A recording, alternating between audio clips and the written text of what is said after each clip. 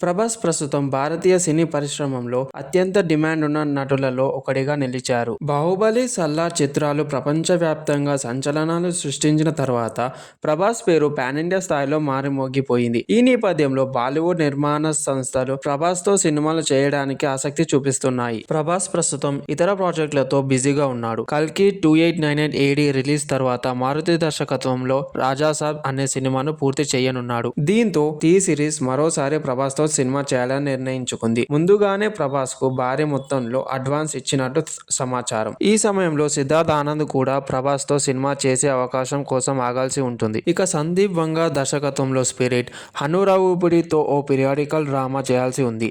ఈ ప్రాజెక్టులను పూర్తి చేయడానికి ఇంకా 2 సంవత్సరాలు పట్టేలా ఉంది. ప్రభాస్ కోసం ప్రస్తుతం కొన్ని కథలు సిద్ధం చేసే పనిలో టీ సిరీస్ బిజీగా ఉంది. ఇందులో సిద్ధార్థ్ ఆనంద్ పేరు ప్రముఖంగా వినిపిస్తుంది. వార్ తర్వాత ప్రభాస్ తో సినిమా చేయాలనుకున్న సిద్ధార్థ్ అప్పట్లో కుదరకపోయినా ఇప్పుడు ఆ సినిమాను తీద్దామనుకుంటున్నారంట. ప్రభాస్ సిద్ధార్థ్ ఆనంద్ తో కలిసి పనిచేసే అవకాశం కోసం ఎదురు చూస్తున్న ఫ్యాన్స్ కి ఈ న్యూస్ ఖచ్చితంగా ఆనందం కలిగిస్తుంది. సిద్ధార్థ్ ఆనంద్ గతంలో వార్ సినిమాతో పెద్ద విజయాన్ని అందుకున్నాడు. మరి ఈ బిగ్ కాంబినేషన్ సెట్స్ పైకి ఎప్పుడు వస్తుందో చూడాలి.